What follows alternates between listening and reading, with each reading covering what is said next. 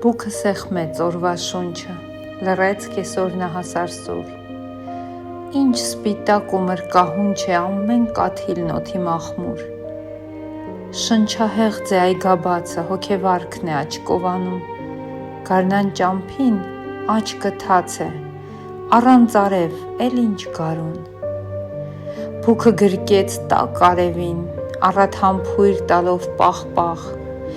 լուր հանգչում էր սիրո գերին խելակորույս միապաղաղ։ Փոքրիկ սիրտը բաբախելով վերջին հույսի ջերմն էր մղում,